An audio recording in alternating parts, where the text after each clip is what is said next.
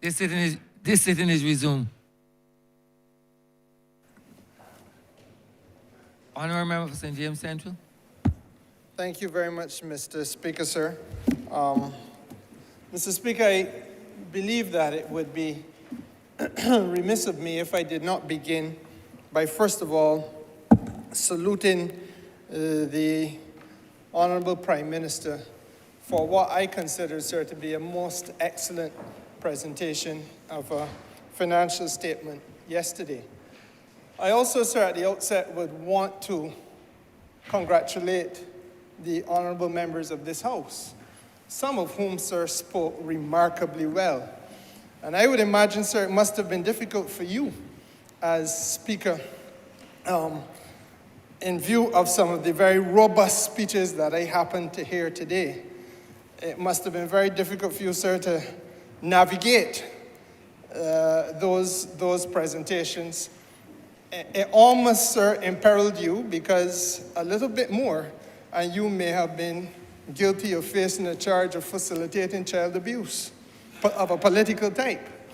Mr. Speaker, sir, I think that the robust nature of the presentations speaks clearly to the level of disappointment and dissatisfaction, not only felt in here, but across the country, with respect to some of the very unfortunate comments which were made by the conservative and elitist gentleman who now leads the Democratic Labour Party. I want to share a perspective on the budget, sir, if I can. And it simply, sir, would be to say that the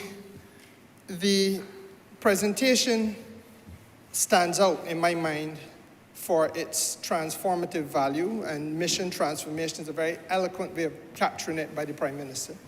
And of course, it stands out on the basis of social inclusion. And I really want to spend a little bit of time on the two of them.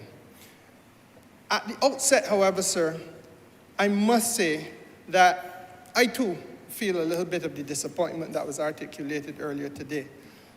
The gentleman who leads the Democratic Labour Party would have, and I wouldn't use the language that is as robust as what you heard earlier, sir, but he would have caused this country to apprehend fear that there was a tidal wave, a tsunami, if you will, of taxes coming our way. Now, when that was disproven at the very outset, the next thing he does, sir, is to further emasculate himself in the public domain by going on the radio today to say that it is likely that the taxes are going to come later this year. And then to double down on the nonsense, Mr. Speaker, sir, by articulating a view that nothing has happened at all with the state-owned enterprises in Barbados. And Mr. Speaker, sir, there comes a point at which we have to rein in political lawlessness. There is, and I am very candid with this House, sir, it is clear to me that there are a number of people who are commenting on public matters without first thinking through that which they want to comment about. You cannot, Mr. Speaker, sir, say of this government that we have not embarked on the journey of reform of our state-owned enterprises. I want to remind this honourable House, Mr. Speaker, sir, and I say this now from a position of absolute certainty, because I was the Minister of Tourism in 2018. We came to office in 2018, sir, to confront a set of circumstances where the Barbados Tourism Marketing Incorporated, which is a state-owned enterprise, is it not, had a marketing budget that at that time was $80 million. That was paid for on the backs of the taxpayers of this country. In fact, Mr. Speaker, sir, over the course of the 5 years preceding 2018, the Barbados Tourism Marketing budget would have had to have varied between $75 or $80 million to $100 million over that last 5-year span. And that has been consistent, Mr. Speaker, sir, for perhaps 10 years before 2018.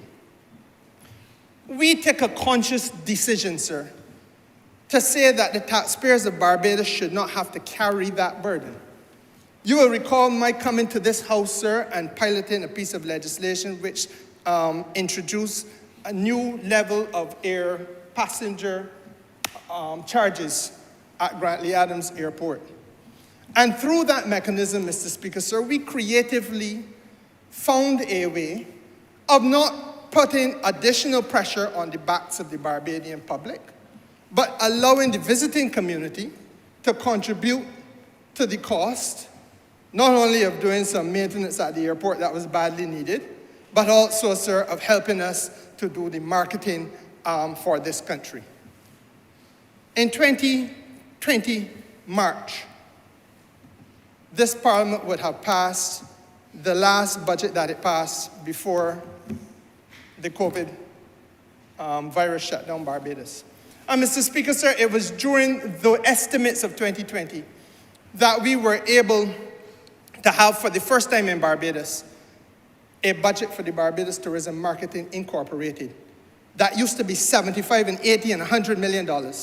For the first time went down to $9 million, Mr. Speaker. To $9 million. Creative policy on the part of this government that transformed the reality of carrying that state-owned enterprise from a $75 to $100 million burden on the taxpayers of the country, sir, to or liability on the taxpayers of the country, down to $9 million. Now, Mr. Speaker, sir, if that is not reform of state-owned enterprise, I do not know what is. So you can't come and have an argument that this is not a process that has begun.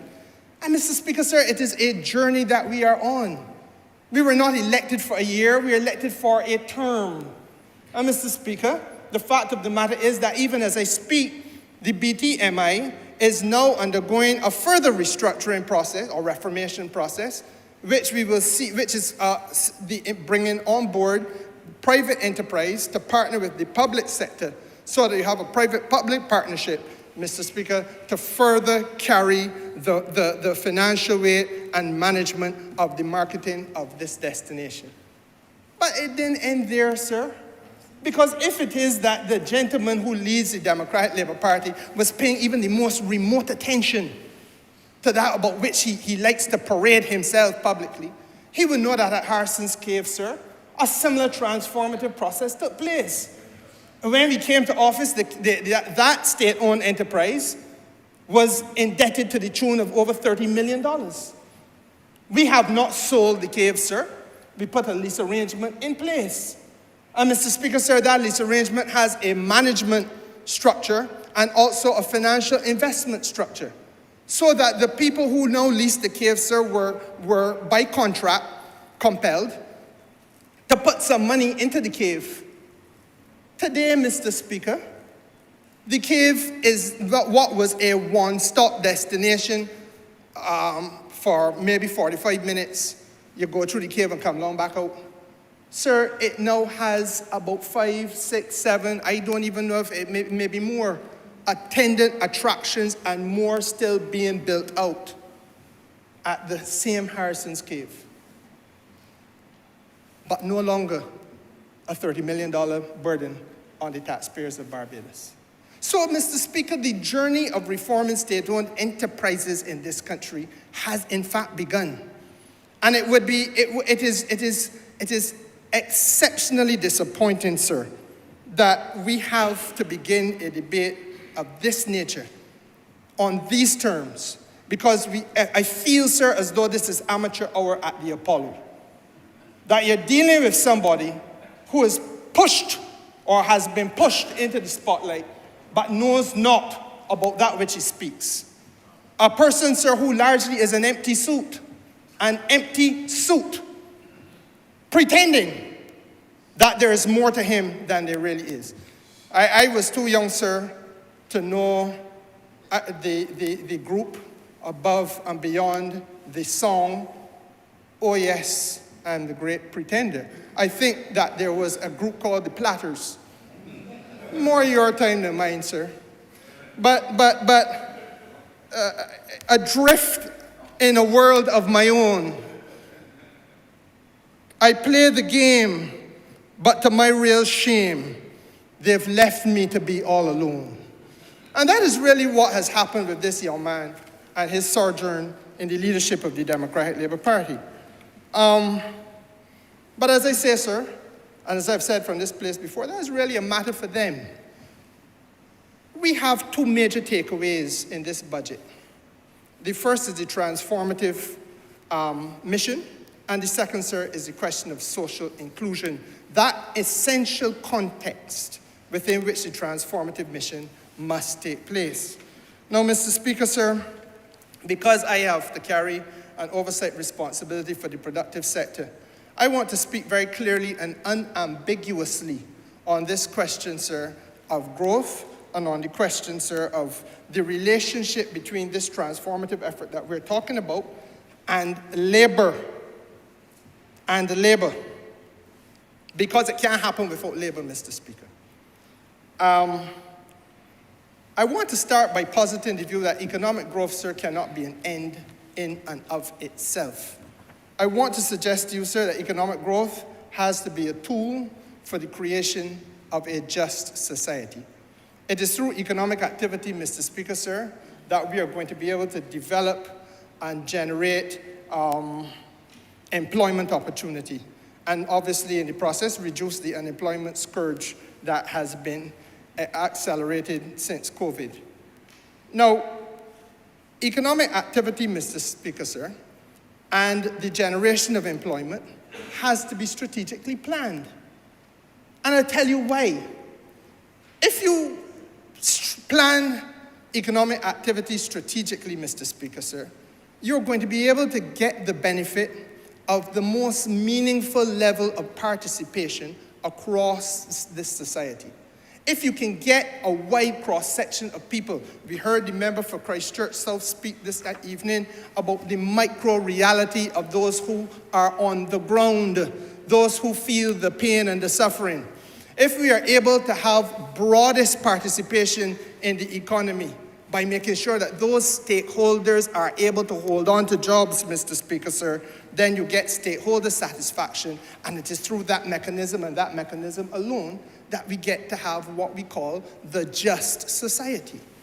But I want also to say to you, Mr. Speaker, sir, that while I, without hesitation and without apology, will put labor at the forefront of this debate, the reality is that there are those, there is that great pretender out there who seeks to confuse these issues.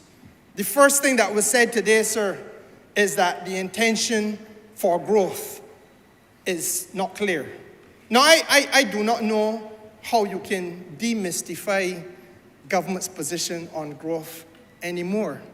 I really do not know, sir, how you can make it any more crystal clear. The Prime Minister was very, very clear yesterday. We, sir, have a situation where the private enterprise domestically in Barbados invests in this country approximately $975 million. She said that she wants to see that double. That has not been said for the first time yesterday, Mr. Speaker, sir. I sat at the last Chamber of Commerce meeting when she said the same thing, that you want to see the doubling of the investment made in this country by our domestic private sector, and to carry that $975 million to effectively $2 billion, which would be approximately 20% of the gross domestic product of the country. Now, Mr. Speaker, sir, that cannot happen. Let us be brutally frank. It cannot and will not happen unless we take with us labor. And that is why so much emphasis was placed yesterday on the role that labor must play. And I can talk a little bit about it tonight. But before we get into the training and so on, let us also talk, sir, about the terms and conditions of work. Because that is where the stakeholder satisfaction must take place, and that is where we have the justice in this society. And unless we get real, we are not going to understand why there will be a pushback in some quarters of Barbados. I feel that the people of Barbados would happily go to work and embrace opportunities, Mr. Speaker, if they have an environment within which they feel welcomed, they feel appreciated, they're not exploited, they're not victimized, Mr. Speaker, sir. But is that the environment which we now have? Let us speak truth. Let us speak truthfully. We have a set of circumstances, Mr. Speaker, sir, where in the construction sector, for example, it is now a creeping indignity, if not a galloping indignity, that those retention sums that would ordinarily be withheld from a contractor until when there is certified closure of the contract, that retention money is now deducted from the laborers, the people working on the contract, by the contractor. That they come and take 10% from the honourable member for St. Michael Northwest, and the honourable member for the city, and 10% from the honourable member St. Andrew, Mr. Speaker, sir. I come and take a little bit out of their wages because I must not be put in a position where I can't get all I want now. I'm going to humbug the workers. Never before being seen in Barbados, sir. Never before being done. But this is the new type of indignity. And your parliament, Mr. Speaker, cannot be the place that turns a blind eye to that practice and says, well, boy, that is the capitalist rat race. Because, Mr. Speaker, sir, my constituents that sent me here are not rats. Your constituents that sent you here are not rats. Our parliament, your parliament, Mr. Speaker, that you preside over, must be the place, it must be the place, sir, where we revisit Cap 349, which is the 1953 Labor Clauses Public Contracts Act that the Prime Minister spoke about last night. And there's a reason why we got to go through these things point by point in simple terms so that the gentleman, the chief critic in George Street, understands the nature of the society that we're trying to build, Mr. Speaker, sir. Because it cannot be that this parliament fails to answer and ask the biblical question, what does it profit a man that he gain the world if in the process he loses his soul? So somebody got to stand in the breach in defense of the poor people, Mr. Speaker. Let's put it bluntly. That is why I start by putting labor up front and center in this discussion about growth. We can't achieve the growth we want, sir, unless we treat labor right. And we must also recognize, Mr. Speaker, sir, we want to talk about the 24-hour economy. We can't have a functioning 24-hour economy nowhere, no how in this country unless we are prepared to speak truth about the relationships we have with labor. And it is an inconvenient truth for many people in this country that they don't want us to talk about. But you know, Mr. Speaker, sir, it has to happen at some point. And I feel, sir, that we must rise in this process above the politics and let us look at the realities. Now, I want to say to you, Mr. Speaker, I represent a coastal constituency.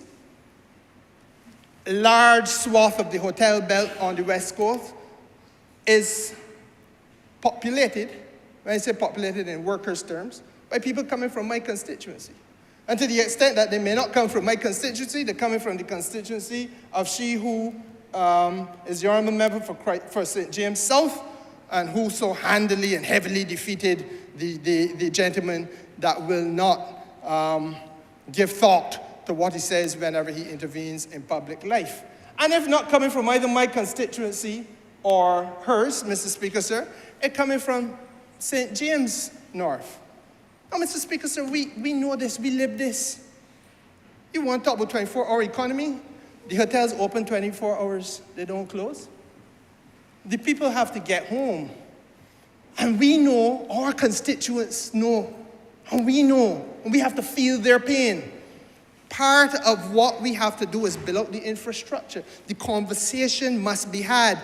Because tonight, there are ladies who will leave a hotel or a restaurant on the West Coast, Mr. Speaker, sir, and have to go through the ordeal of walking up an unpaved, dark track in order to get to their place of residence.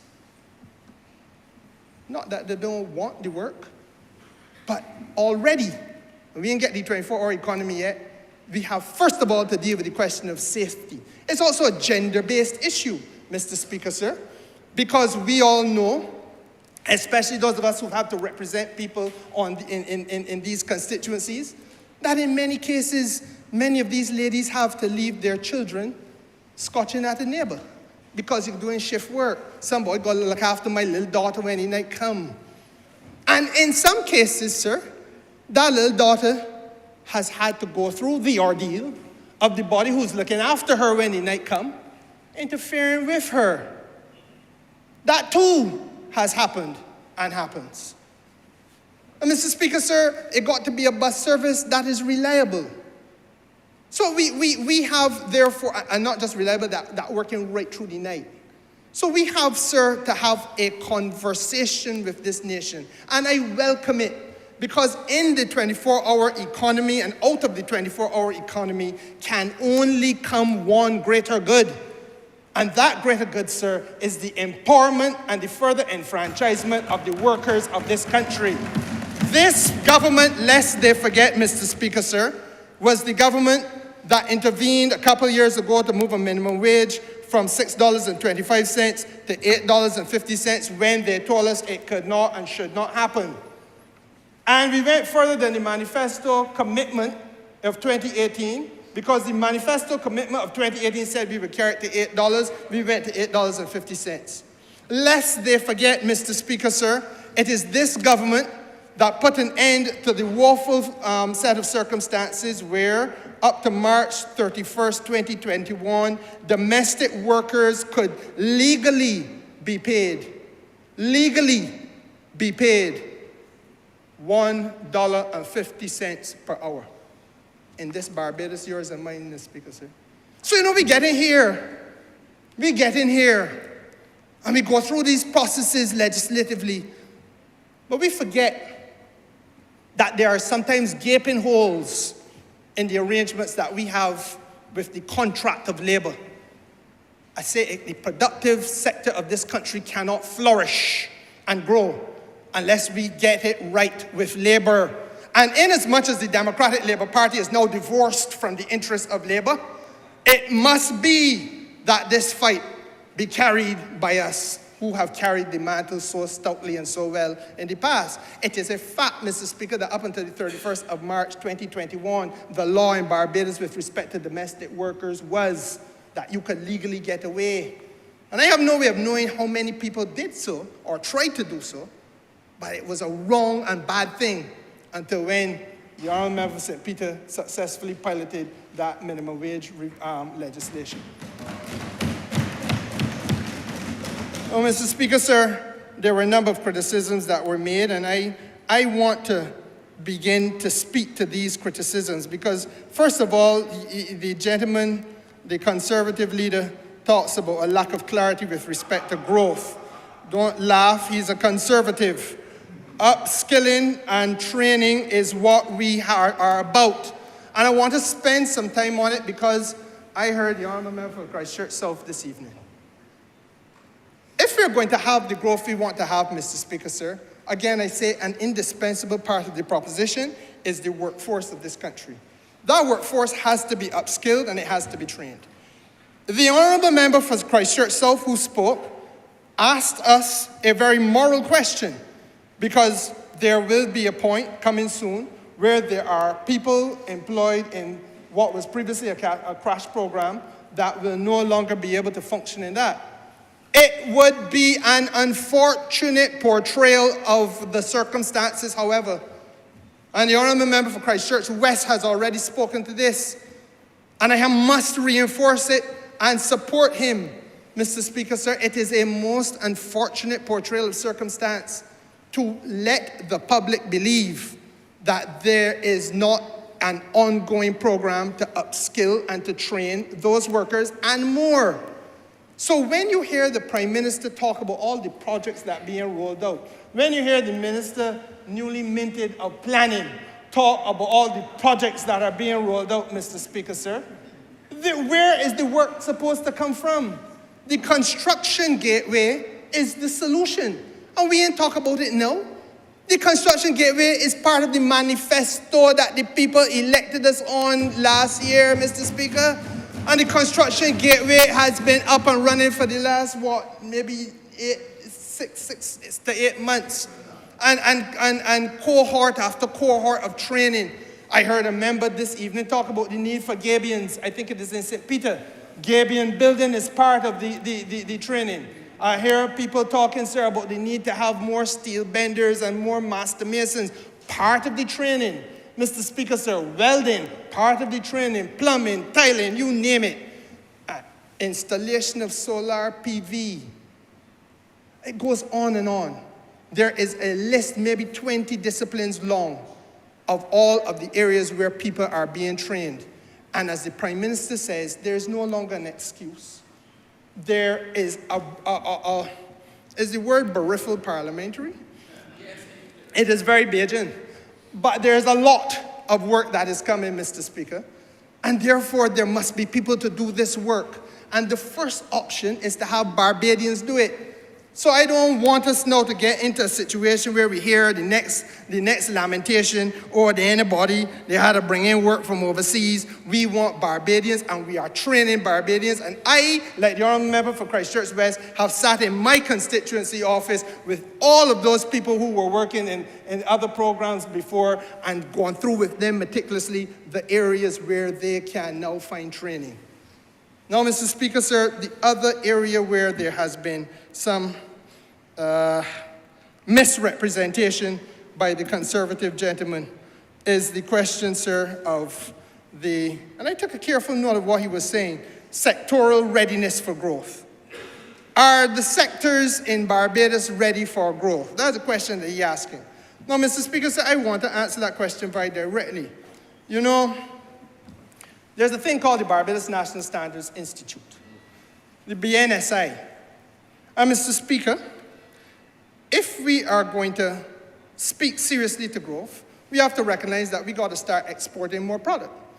It means that you have to start from those very infant stage micro businesses, grow them up to small level, medium level, and get them to an export level platform. In some cases, sir, as is now happening in the wines and spirits clusters, you have businesses that are still very micro, but are still finding the wines and the spirits in the supermarkets and on shelves across the Eastern Caribbean and even in Latin America. A lady in the constituency of the Honourable Member for St. Andrew suffered a terrible misfortune when her house burnt down a few months ago, Mr. Speaker, sir, and she was a person who was in that cluster, and she was a person who was also exporting.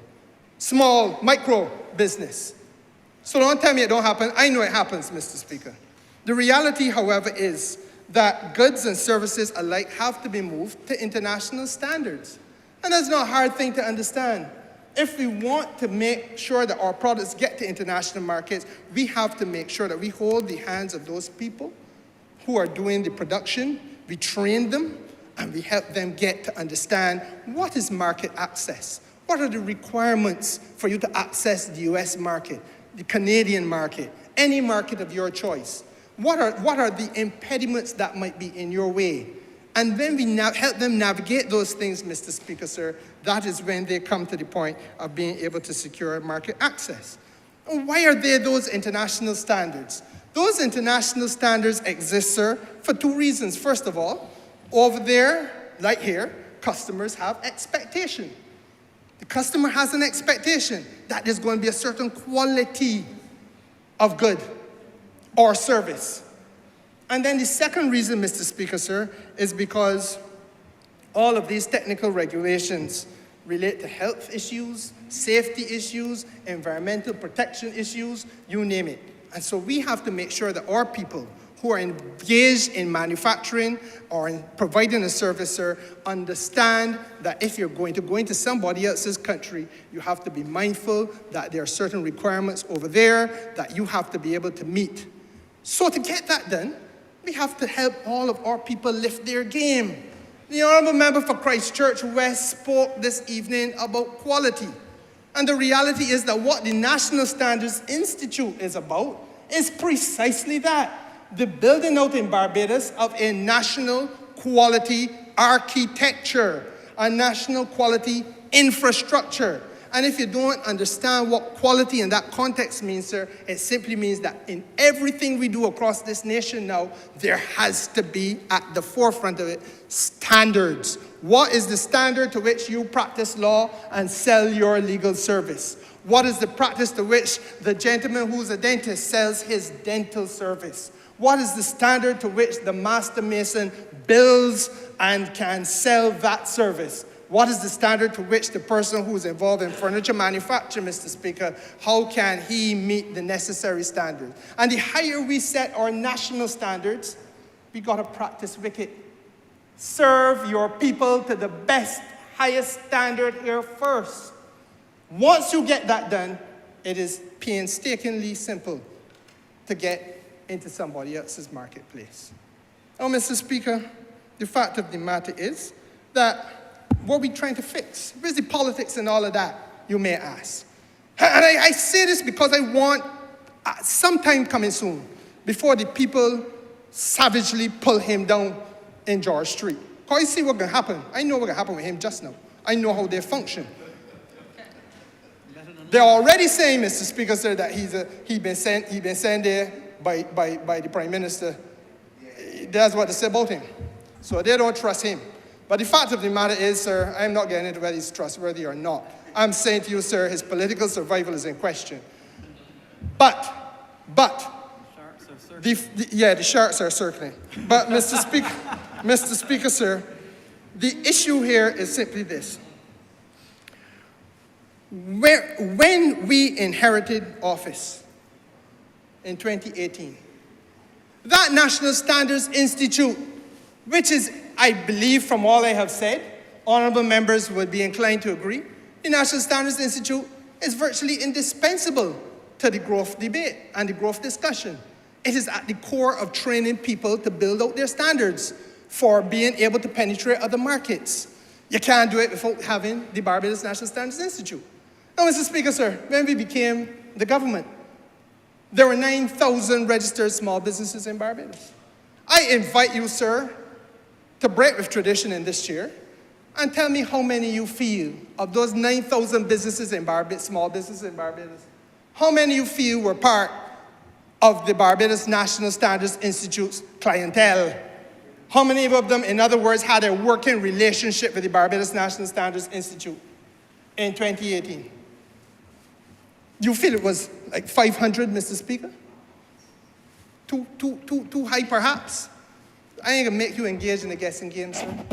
The painful reality is that when we became government in 2018, less than 40 businesses in this country had a relationship with the Barbados National Standards Institute. Now, pray tell, I do not know what could be in the minds of the critics over in George Street. But I believe that I am talking to rational and logical and sane human beings here and out there in the wider Barbados, sir. Pray tell, how is it going to be possible if you have 40-odd businesses in this country being exposed to training with respect to how you get into other people's markets? How is it possible that you can grow an economy, earn foreign exchange, and build out the kind of growth sector, the growth in the country that we want to have? How is it possible, sir? And so therefore, one of the first things we had to do was to begin an extensive program through the BNSI of bringing in, harnessing all of those business out there, service providers, people engaged in manufacturing, etc., so that they can go through different levels, different degrees of training, hundreds and hundreds of them over the course of the last 5 years, Mr. Speaker. That's what we had to do. And I link that, sir, to the question of building out now physical capacity in this marketplace. This budget that I shouldn't say they, because the public don't have no problem with the budget. This gentleman has a problem with the budget. This budget, sir, makes provision for the first time in about 20, 30 years for a new industrial park committing $30 million towards the building of a new industrial park. I do not know when last you heard, Mr. Speaker, sir, of a new industrial park being built in Barbados. The ones that I know of existed when I was a little boy. The ones that I know of existed when I was a little boy, sir. But this government is putting money where its mouth is. You have to have the physical capacity. And it can't be just an industrial park now to do the things that industrial parks did in the 1960s. And I'm not going to make sport at anybody who did smoking. I am not going to make sport at anybody, sir, who was engaged in light furniture manufacturing. But, Mr. Speaker, sir, we need to have physical space so that the young people who live and breathe this here want to pick it down, put it back together, want to write software or do apps, all kind of thing, Mr. Speaker, sir, that kind of capacity must exist. In the same way, we have a food sciences center in Newton, now at an international standard, Mr. Speaker, and they don't seem to understand that in and of itself means diversification of this economy. Because once that center is HACCP compliant, and I'm made to understand, sir, that they're well on their way towards achieving that, then, Mr. Speaker, sir, everybody who is into their making of jams, they're into doing their food products of whatever type, beverages of whatever type, they are now able to have a space in there, taking turns to use the space in there, and that means, sir, an opportunity to get it on shelves here, and an opportunity to get it on shelves across the Caribbean, and an opportunity to get it on shelves outside of the Caribbean region, Mr. Speaker, sir. That is how we earn foreign exchange. That is where the growth comes from, Mr. Speaker. And he gets it wrong. He gets it wrong, sir, even on the question of financing. Now, for me, one of the most revolutionary parts of this budget was the question of financing. And why? Because I think everybody who stopped for a minute to look at the circumstances that confront business in this country will agree that access to financing and investment opportunities, not investment opportunity, but to put money into the investment opportunity is a challenge. Now, Mr. Speaker, sir, first of all, this budget speaks to the establishment of a unit trust corporation to mobilize private savings. Now, that may seem to be very highbrow. It may seem to be technically difficult to understand. I would have hoped that for a person who's lecturing at the University of the West Indies, they could get it. But not for the first time. I'm disappointed. And I don't think it would be for the last time. So I've grown accustomed to that. But, Mr. Speaker, sir, when we talk about a unit trust corporation, we are talking about harnessing savings across the Barbadian population.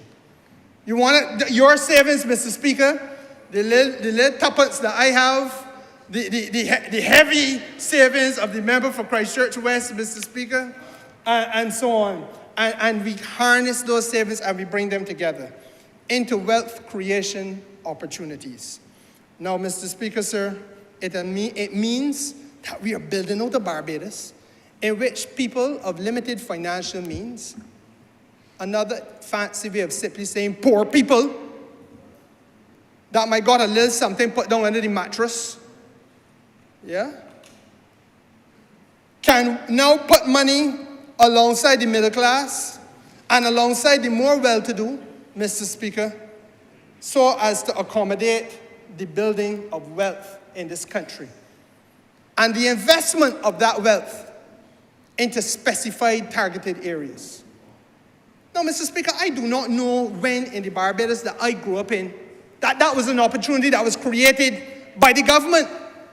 I do not know of any precedent for it in this Barbados, sir, but yet still I hear a big, long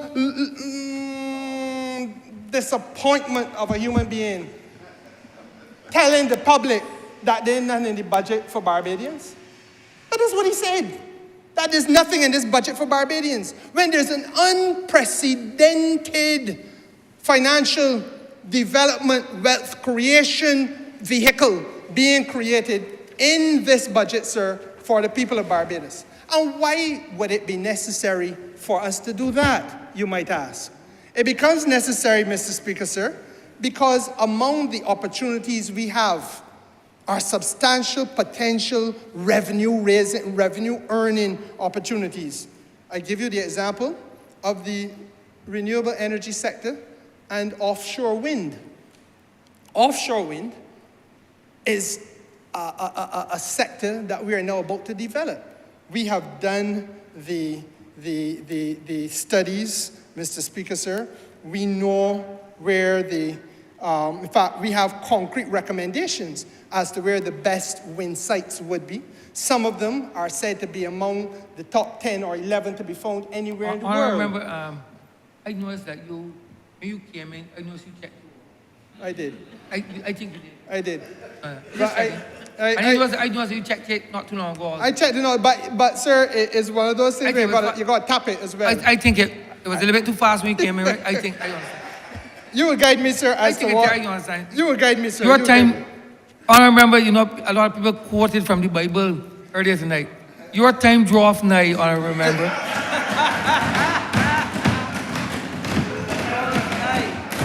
It drive nigh. And therefore, sir, I will accelerate. So therefore, we're looking, sir, to invest to create about 200 megawatts of wind opportunity in Barbados. Now, what's the reality? The reality, Mr. Speaker, sir, is that there is not a large pool of financial resources in this country. And we want it to be an energy sector that is democratized. It would be the easiest thing to tell somebody from Scotland or wherever, Denmark, or who's specialists in wind, come down here and put 200 megawatts of windmills off the coast of St. Lucie and call that a day at the races. But, Mr. Speaker, so we want the ownership, the benefit of that investment to be in the hands of Barbadians, your constituents and mine. And that is why creating a special vehicle, the likes of which we've never had in Barbados before, sir, to make investment in that type of major project, sir. Harnessing resources, Mr. Speaker, sir, for what could be a couple of wind farms, but to the benefit of the people of Barbados, Mr. Speaker. But we didn't end there. It is this government, sir, that in this same budget put a moratorium on payments at trust loans. You will remember that in the budget, Mr. Speaker? That the Prime Minister is saying, no, you don't just come in and get a trust loan, but that for the first 3 years, there's a moratorium on payment. First 3 months, there's a moratorium on the payment. And so therefore, Mr. Speaker, sir, on the repayment, so that therefore you're giving people a window of opportunity. I don't like to be corrected by members if I am not sure the right, and I suspect it is years, but I can double check that. But the fact of the matter is, Mr. Speaker, sir, that the principle, the philosophy is this, that when you got a startup business, the hardest thing in the world is to earn little money and then got to put it back into the business and still be paying back at the same time because you're still in a growth trajectory. So what the Prime Minister has done is what no bank in Barbados is doing, what no credit union in Barbados is doing, but what we are doing in the interest of the people of this country, and that is, Mr. Speaker, so creating a set of circumstances where you get little change to start a business. We're saying, pause, star, hold on a little bit. Don't break your neck to come and start back paying back yet. Catch your hand first, Mr. Speaker, sir. And I recognize equally that as the time coming even closer to the end, I should close by reminding this country that it is this government that is now far down the wicket with regard to delivering for the first time in the Eastern Caribbean outside of Jamaica a collateral registry, so that the small business people and the micro business people of Barbados will be able, against having their vehicle or their office equipment or their furniture or whatever else they may have, accounts receivable, people owe you $100,000, Mr. Speaker, that can be now turned into an opportunity to get financing. That's what we're doing for these people. Mr. Speaker, when I hear a man say that there's nothing in this, in all that I just talked about, for ordinary Barbadians, I have to ask what he is on, sir. And I only ask you, as I sit, to accept that if you rush to reply to a budget in 70 minutes, when a lady spoke before you for 4.5 hours, That imbalance, sir, suggests a lot about your shortcomings. And Mr. Speaker, sir, I do not know what his doctorate is in, but I am very certain, Mr. Speaker, sir, that it is not connected to anything to do with solving problems of prematurity. I thank you.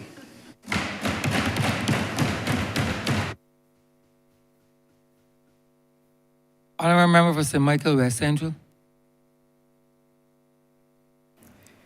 Thank you, Mr. Speaker. Let me also start by thanking the constituents of St. Michael West Central who sent me to this august place to represent their interests and did so on the second time around. And therefore, I have to express my gratitude to the members of my branch as well as to the entire constituency for affording me the opportunity. They will have now seen me now transition across 3 ministries. And now I am in tourism.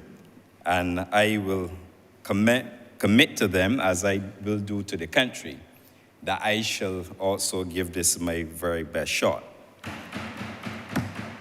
But, Mr. Speaker, I also rise to give full support to the 2023 budgetary proposals presented yesterday by the Honourable Prime Minister, Minister of Finance and Economic Affairs and Investments. I do so because what has been delivered is designed to advance Barbados's economic rebuild and growth, Mr. Speaker. I also speak, Mr. Speaker, fully conscious of the crucial role that the Ministry of Tourism and International Transport will play and be rallied and relied upon to drive a turnaround in the national fortunes, Mr. Speaker. Let me assure you and members of this honorable chamber and the listening and viewing public that such an important national assignment has been tightly grasped, and I intend to lead the ministry with all the energy that I have.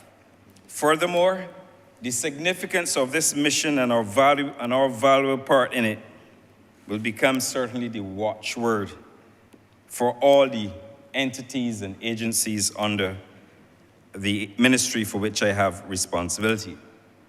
Mr. Speaker, about 2 weeks ago, or a few weeks ago, I gave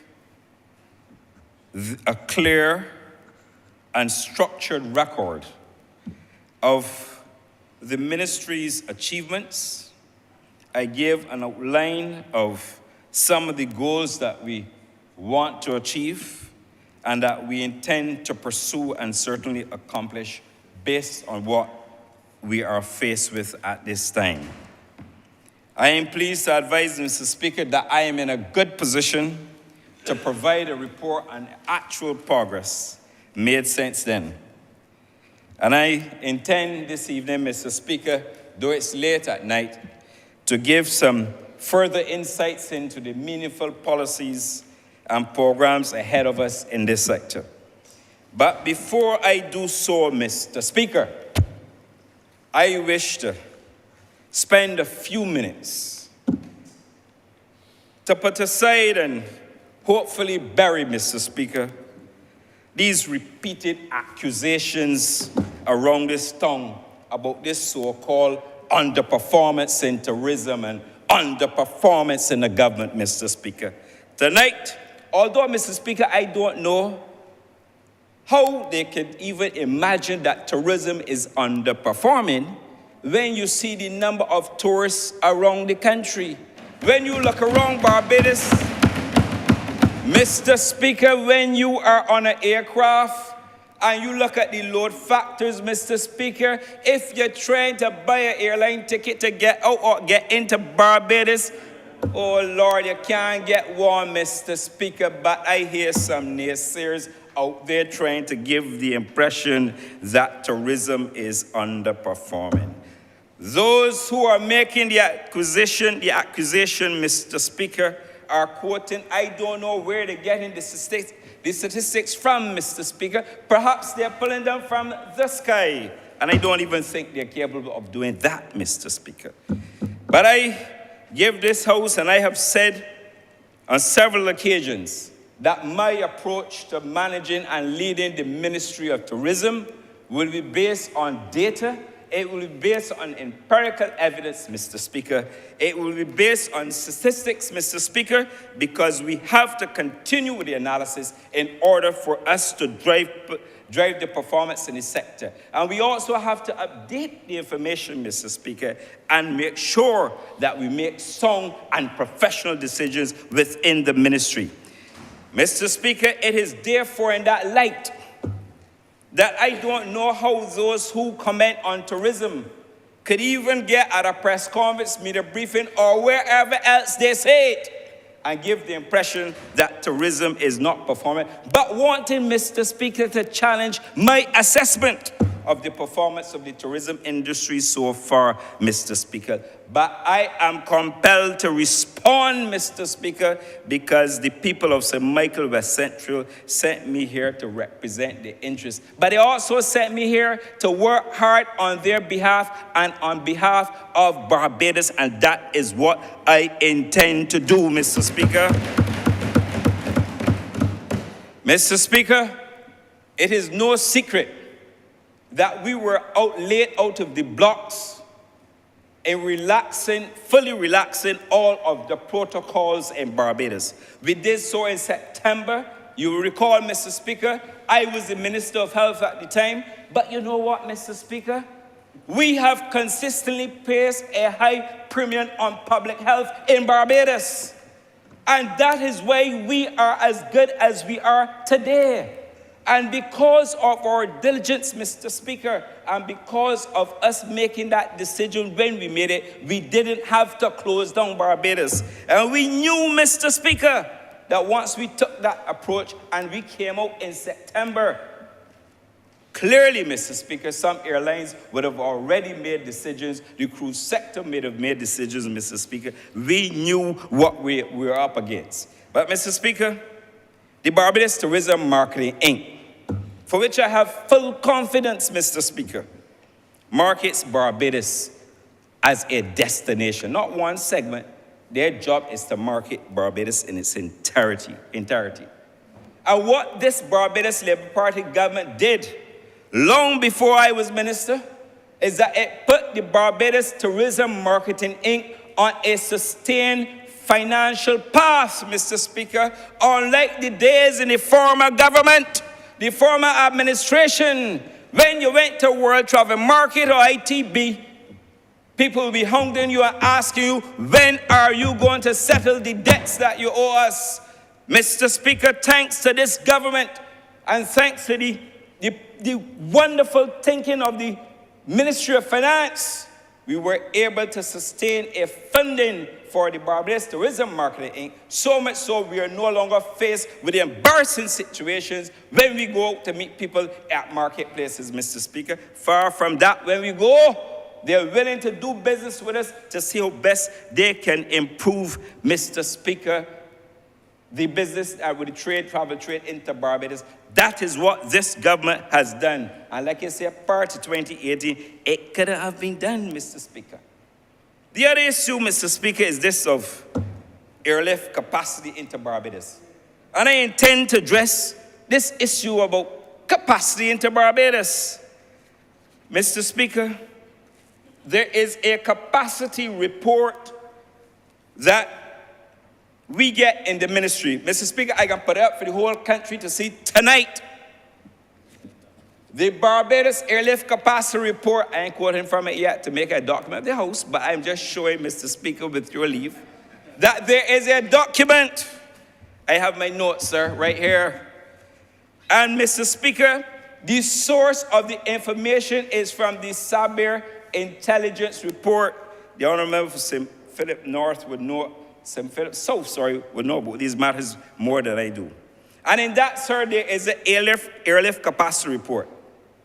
And every month, we get the report, which shows us where we are 6 months out. Mr. Speaker, recall I told you that when I am leading anything, I like to have data, empirical evidence, and statistics, because that is the only way I know how to manage. You have to have data to make informed decisions. You don't pull decisions and make decisions when you're looking up the sky and say, I believe, I think, and I feel so. Not in this government, Mr. Speaker. But what does the airlift report, Mr. Speaker, tell us about February 2023?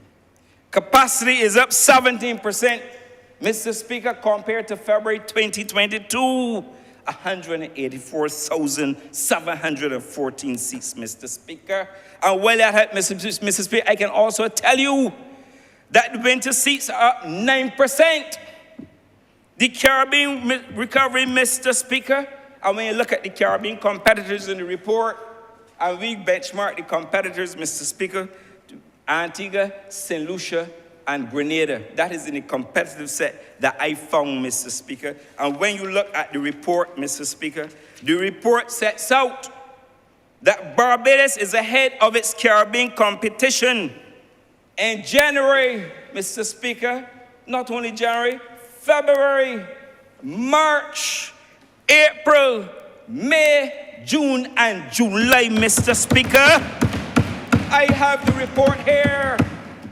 Barbados also leads the way, Mr. Speaker, within its competitive set within the UK and Ireland, Mr. Speaker. And what I can tell you is that within the next 6 months, Barbados would have had recovered 90% of its seats it had in 2019, Mr. Speaker. So those who want to talk, let them talk. And I can talk about airlift for the summer, Mr. Speaker. But before I do that, Mr. Speaker, I can also show you the graph. Look at here, Mr. Speaker. Barbados air passenger recovery. Arriving O&D passengers, look what it says here. Minister Strong, you are a finance man. Our man for graduates, essential. What does it say here, look? Look at the graph. Passengers, the same percentage in 2019. This is where we are, Mr. Speaker. Not me. Not me at all, Mr. Speaker. Not me, look. Aviation week, Mr. Speaker. Not prepared by me. Not prepared by the chairman of the BTA. Not prepared by the permanent secretary, Mr. Speaker. I have to put these things to bed tonight. Because, Mr. Speaker, I may have to have another opportunity, a branch meeting or a press conference, even tell the story even more, Mr. Speaker. But I'm conscious of time. Mr. Speaker, for summer, the airlift for summer out of the United Kingdom, Virgin and BA will continue to provide year-round direct daily services to Barbados from their respective hubs. And you know what's happening, Mr. Speaker? They're coming out to London Heathrow. And you know when you come out to London Heathrow, what happens?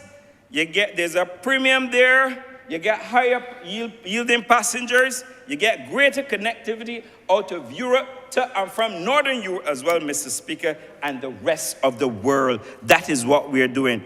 And, Mr. Speaker, if you want to compare to the Caribbean, as they are trying to say, Mr. Speaker, let me tell you this. While other Caribbean islands will experience reduced airlift this summer and tag flights, Mr. Speaker, with multiple stops. And I mean multiple stops. When you leave your original destination, you have to make 1, 2, and 3 stops before you get to the final destination. Barbados, Mr. Speaker, there has been no reduction in the summer business out of the United Kingdom. And I tell the House this, Mr. Speaker, in addition, the airlines have been executing in conjunction with the BTMI special marketing campaigns all across Europe. I was at ITB along with the BTMI professionals, and this is what they also reconfirmed to us again, connecting it through Heathrow. This initiative, Mr. Speaker, has been supported by the Barbados Marketing Tourism Inc. as part of the massive campaign. Mr. Speaker, and you talk about British Airways coming into Barbados. They are up on their capacity. They met with us and they told us so.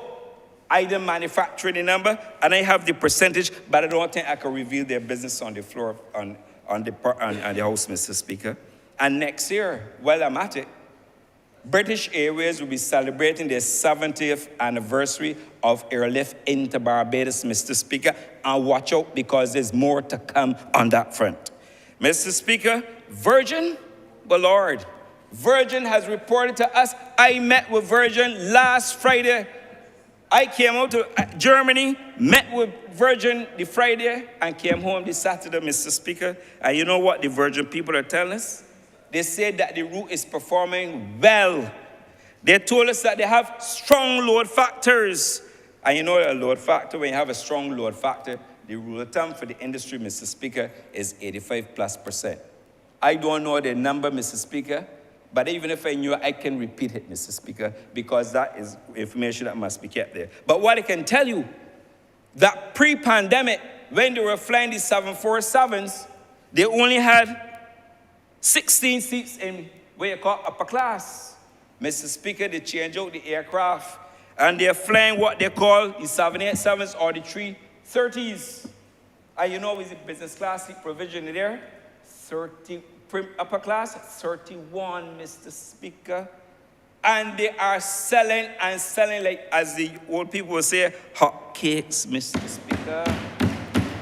Mr. Speaker, I can't tell you which airline told me, but I can tell you, Mr. Speaker, and I can tell the country that a certain airline out of UK told us, I was the only person there, they told us that in February, Barbados was the #2 gateway worldwide within all their routes, Mr. Speaker. And Mr. Speaker, I had my permanent secretary with me, so I cannot tell the House a lie, because I will be sent packing, Mr. Speaker.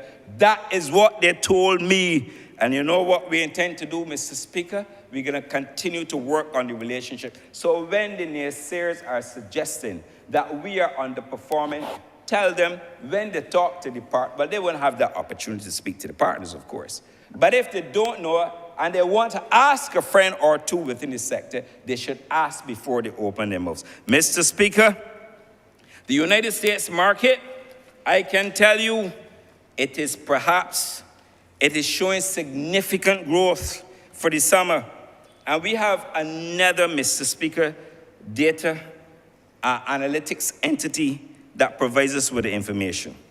And it's known as Forward Keys. Mr. Speaker, can I tell you that based on the latest information that we got from Forward Keys, they're telling us that the bookings, the current bookings, are pacing ahead of 2019. And to stimulate increased business, Mr. Speaker, the Barbados Tourism Marketing Inc.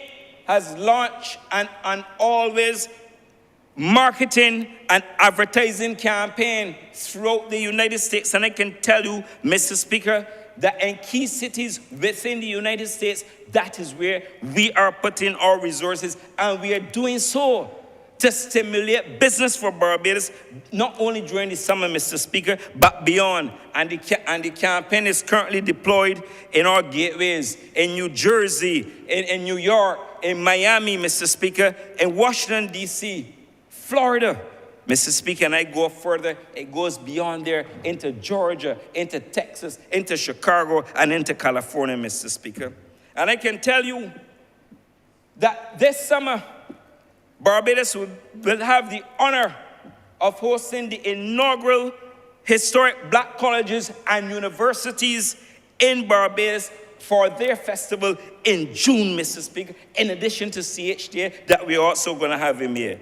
Mr. Speaker, you would have heard the Prime Minister made reference yesterday that JetBlue Airways, Mr. Speaker, with their double daily, will land another 12,500 seats, Mr. Speaker. And the same Forward Keys data indicates that bookings from June to August are already trending over 35% compared to the same period last year.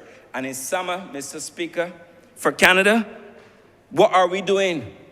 They've added a bigger aircraft. They move away from the A319. They now put on the A321. we're going to have additional 8,850 seats, Mr. Speaker. 8,850 seats, representing an increase of 32% over summer of 2019. And the service will move from 3 days a week to a daily service this summer, Mr. Speaker. Is this evidence of a tourism sector that is underperforming? Is this evidence, Mr. Speaker? And I go further. The Caribbean market, Mr. Speaker. April of this year, Air Antilles announced that they are moving from a 3-day per week to a daily service between St. Lucia, Dominica, Antigua, Guadeloupe, and Martinique. And you know what is interesting? That will provide another 11,600 seats. But you know what is even more strategic about it, Mr. Speaker? Is that will also allow us to bring more traffic out of Europe, because if you bring them out of France and you bring them to a French-speaking territory, and you connect with Air Antilles and you bring them into Barbados, Mr. Speaker, that is about opening doors and traffic, Mr. Speaker, from France, to use that as an example. Caribbean Airways will also, this summer, they will have another 11,200 seats, Mr. Speaker, Inter-Caribbean Airways. And only last Sunday, we had an opportunity to go to the airport to witness the launch of the inaugural service from St. Kitts to Barbados, so that, as they said, they no longer have to go up to Miami and come down to Barbados. They now have an option, and that service will be adding another 15,000 seats for the Caribbean. And, Mr. Speaker, there are more negotiations ongoing, and there's more to be told, Mr. Speaker, but not yet. But let's talk about the summer forward bookings. Forward bookings for the summer, and they define summer May to October because that is the industry's benchmark. Here are the facts, Mr. Speaker, from Forward Keys. There are 47,930 bookings on the book. For the corresponding period, there were 37,990, an increase of 10,140, and that is as of March 5th, sir, and it's growing. All major source markets are trending above the 2022 level, and every month for the reporting period is trending ahead of the previous year. When compared to 2019, Mr. Speaker, overall bookings for summer 2023 are pacing above 2019 levels by 3%. Only May and June are the only months, Mr. Speaker, where the bookings are not trading above the 2019 levels, Mr. Speaker. And where are we? And while we at it, Mr. Speaker, let me also give the House the assurance that we are also working on the winter traffic at the same time. KLM will continue to operate in Barbados for the next winter season, bringing traffic out of Amsterdam. And the Barbados Labour Party brought that flight back to Barbados after almost more than 80 years, Mr. Speaker. And Aer Lingus will also continue. And, Mr. Speaker, I am so pleased to inform this Honourable House that Condor is coming back to Barbados for this winter, Mr. Speaker. They are coming back with a new and bigger aircraft, larger aircraft, 30 business class seats, 60 premium economy, 214 economy, for a total of 310 seats, Mr. Speaker. Not the hotels and all other persons in the accommodation sector will benefit, because they're going to have not only traffic coming in, but they're going to have crew accommodation, Mr. Speaker. And I can tell you, one travel agent told us already, and you know, Mr. Speaker, I didn't announce this before, but you know, the seats went on sale from Christmas of 2022, last year. Mr. Speaker, but somehow I knew that there has some boys who will want to come around the block and confuse the place, Mr. Speaker, and to give a lot of misleading information, and I never announced it, Mr. Speaker, because I knew I baited them, sir. That's the truth, mister. I'll be honest. Because I knew that if I had come up before, they will try to nullify it. Tell them tonight for us that Condor is back. And, Mr. Speaker, I will be leading a delegation, subject to the approval of the Cabinet, of course, to the United States to meet with some airlines, not only to see if we can increase additional services to Barbados, but to see if we can get larger aircraft on this route, because I've listened to the people in the accommodation sector, I've listened to my chairman at the BTMI, and they've all said to me the challenges associated with getting in and out of Barbados, and we need larger aircraft, and I'm going to do that, Mr. Speaker.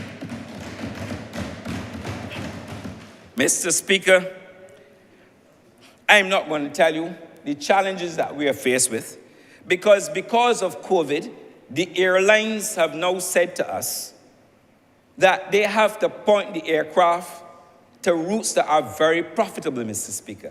And therefore, that is a challenge and one of the challenges that we are faced with. But, Mr. Speaker, I am confident that we will continue. Mr. Speaker, and let me talk very plain tonight, because there's some people who talk about this sector underperforming. Well, Mr. Speaker, like you, Mr. Speaker, you know, we canvas. We have to stay on the ground. Well, in this new job that I have to stay on the ground with the tourism players, even though some people might believe that I was a former insider in the industry. But let me make this point. When I go and I talk to the operators on boating and the catamarans, you know what they tell me? Minister, we are doing very well, thank you. Keep bringing the business for us. And I met when they told me so. There's not a lie, Mr. Speaker. The attractions, I went to Chaka on last Monday as to be part of the opening ceremony. I asked them how business was doing. I even asked them how they're performing. In the summer, they tell me they're doing very well for winter. And summer, they thought they would have had a concern, but business is looking up. I went there Monday, Mr. Speaker, and they told me so. And Mr. Speaker, don't talk about the hotels at all. Mr. Speaker, don't talk about the hotel occupancies at all, Mr. Speaker. Mr. Speaker, the government has an interest in Hilton. Mr. Speaker, I saw some occupancy numbers, 87%, 93% for 1 month, you know, Mr. Speaker. I ain't see the occupancy drop below 68. Mr. Speaker, they got some properties too on the South Coast that are doing very well. A big one there, I don't really want to get in a call in all the names. But when I checked around, Mr. Speaker, the hoteliers, whoever I talk to, they're telling me that they're doing well. But, Mr. Speaker, I also have the occupancies, Mr. Speaker, because you will call me an insider, Mr. Speaker, and I have to have the occupancies. If they don't give me, I can still get them, Mr. Speaker. But I have them, and no, not one of them can come and challenge the BTMI.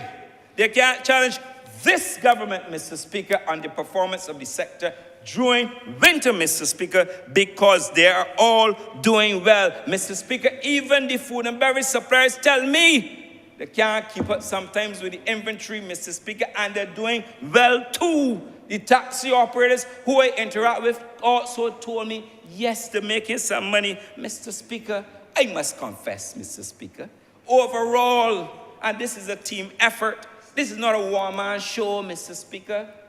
Barbados is doing exceptionally well for this winter season. And we can see it, Mr. Speaker, in the numbers, and we can see it what is happening. But, Mr. Speaker, we have to look at product quality. Because whenever we go to the marketplace, the travel trade will tell us that you have to look at your product quality. And it needs urgent attention, Mr. Speaker. As a government, we will work with the hoteliers and other accommodation sectors to ensure that we maintain Barbados as a competitive destination and that we not lose focus there. The incentives are available, Mr. Speaker, and if the incentives are available, they should take advantage of it. And I will say more about that at a later date. Mr. Speaker, quickly on the investments. I know, Mr. Speaker, because you have TDA applications that have to come before me to sign off before they go down to the Ministry of Finance. Mr. Speaker, when you look at the list, Mr. Speaker, for the 2023 TDA concessions, I got 2022 too. 2022, Mr. Speaker, $174 million music to the Minister of Finance. Here's Mr. Strawn, the Honourable Member for Christchurch East Central. 2023, only the first 2 months, Mr. Speaker, $139.6 million committed including, Mr. Speaker, and I ain't gonna call the company's name, one hotel that applied for TDA concessions to the tune of 100 million Barbados dollars, Mr. Speaker, and that's the only one to put in phased investments. Mr. Speaker, I'm also aware, because there are negotiations ongoing where there is going to be a new luxury hotel on the west coast of Barbados to tie in with a real estate development further east up the hill, Mr. Speaker. I can't call the names yet, Mr. Speaker, but what I can tell you is that the same company also has 160 million US dollars sales in real estate. Mr. Speaker, can you really say that tourism is underperforming? And I don't make up the numbers, Mr. Speaker, because again, this has to come through the ministry. Mr. Speaker, I don't make up numbers. And Mr. Speaker, the Prime Minister spoke about investments to come with Marriott International, and that will also be very substantial, Mr. Speaker. Mr. Speaker, cruise. I mean, people who know Ritz-Carlton will associate with ladies and gentlemen serving ladies and gentlemen. A very high-end company. Mr. Speaker, they had a luxury yacht. And the luxury yacht made the maiden voyage to Barbados, Mr. Speaker, in this winter season, Mr. Speaker, and home porting here in Barbados. Mr. Speaker, we have a situation that the projected cruise arrivals for 2023-24, the next winter season, we are projecting over 800 passengers, cruise passengers, Mr. Speaker. We had a dip because we knew, 817,000, Mr. Speaker, for the next season. Mr. Speaker, we are not planning for today, Mr. Speaker, only. We're planning for down the road. And Virgin Voyages, Mr. Speaker, you can see a lovely new ship, Mr. Speaker, transiting Barbados in the next winter season. 2-week cruises, Mr. Speaker. They put on two of the largest cruise ships coming through to Barbados, more traffic into Barbados. And Mr. Speaker, the Norwegian Cruise Lines, the company, will be bringing their largest and newest ship to Barbados, Mr. Speaker. The Prima, I think that's what they call it, the Prima, into Barbados for the next winter season. And I am in discussions with other cruise ship companies to see where we go. And Mr. Speaker, the crown jewel now, Mr. Speaker. Tomorrow will be a historic day for Barbados. Tomorrow, we will have the RV that's sailing to Bridgetown on its maiden village tour into Barbados. And they came here before on its maiden voyage. But, Mr. Speaker, tomorrow, the first time a ship from P&O to be ever christened outside of its jurisdiction, Mr. Speaker, will be christened right here in beautiful Barbados, Mr. Speaker. Mr. Speaker, it will, we're the birthplace of rum. And they tell me that we shall expect the largest bottle of Mount Gay Black barrel to be christened, to christen the ship, Mr. Speaker. Mr. Speaker, the beachside ceremony will be broadcast live on YouTube to millions of people. And I really want to thank, Mr. Speaker, with your permission. I didn't ask your permission to call the names, but I ask you now, Mr. Speaker. I really want to thank the P&O President, Paul Ludo, and the Vice President of Government Relations, Mary McKenzie, for all they have done, Mr. Speaker, to bring a cruise ship to Barbados and to christen it here. Tell the Democratic Labour, ask the Democratic Labour for Mr. Speaker, for me. Did they ever have any such wonderful accomplishments that they can talk about, Mr. Speaker? They can't, Mr. Speaker. So when you tell me that we're underperforming, and a ship, you never had one in the Caribbean christened, luxury vessel. First time in Barbados, and the first time outside of what we call the mud. Mr. Speaker, what can we say? Mr. Speaker, I know I don't have enough time. But, we've been talking a lot about visitor spend in this country, Mr. Speaker. We believe in data in BTMI. That's when we are managers. But I will now have a document that I can share with the Honourable Member for Christchurch Central, and we even share it with the Central Bank, Mr. Speaker. Because we have what you call an insights tool. And that insights tool, Mr. Speaker, can tell us where the spend is happening. Because you know if you got a credit card, you swipe. You can tell the source markets, Mr. Speaker. I can tell where you're spending money, and you can see top spenders by market. The minister and the Ministry of Finance will be interested in seeing those things, Mr. Speaker. Making the house also. Sir. And of course, Mr. Speaker. Of course, Mr. Speaker. And Mr. Speaker, and I also want to thank the chairman of the Barbados Tourism Marketing Inc. Because, you know, Mr. Speaker, I came here, I found the board, I didn't change the board. Because that's never my style. I always believe you cannot upset the apple cart, let it flow. And Mr. Speaker, I worked them so, but I worked her very hard too. And I worked the PS very hard, as I told you, on the floor when we were here.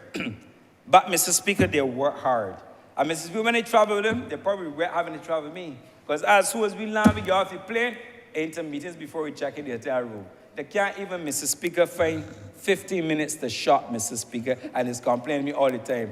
Oh, Lord, you've worked me too hard. Up to Saturday, Mr. Speaker, I had him running to catch a plane. Virgin Atlantic, it's true, Mr. Speaker, we were running through Heathrow to catch a plane, Mr. Speaker. But I have to compliment and thank the chairman and the board, and the management and staff, because we can't do it alone. We can't do it alone, Mr. Speaker. It is a team effort. Those who came before me worked hard. I am passing through, Mr. Speaker, and I am just doing what I believe I have to do for my government. Mr. Speaker, as I wrap up, sir, you heard about the Green Award we won in Berlin. I want to say to the country that we don't mark it to a wall. I got asked the BHT again to submit the occupancy information in order to help us. I want to give this House the honorable assurance that I can set up a cruise council, a tourism council, and an HR council. But, Mr. Speaker, in closing, I want to thank all Barbadians for everything they do. I thank all the workers involved directly and indirectly in the tourism sector. But I give Barbadians the assurance that I will go to work every day as I have been doing since I became a minister. I am going to work hard, Mr. Speaker, and I'm going to work hard because I know the weight that tourism rests on these two small shoulders, Mr. Speaker.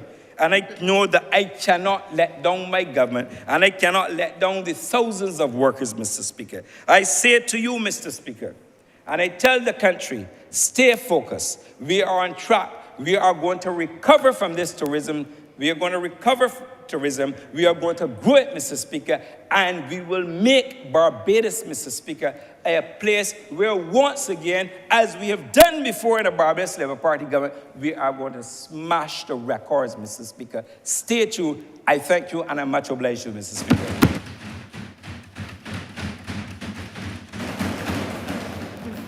Honourable Leader, Government Business. Thank you, Mr. Speaker. I think that is a very good note on which we can end. I therefore beg to move the suspension of the House until 10 a.m. tomorrow. The questions at this Honourable Chamber be suspended until tomorrow at 10 a.m. in the forenoon. All those honourable members in favour, please say aye. Those against it, please say no. Me think the ayes have it. This Honourable Chamber stands suspended until 10 a.m. in the forenoon tomorrow morning.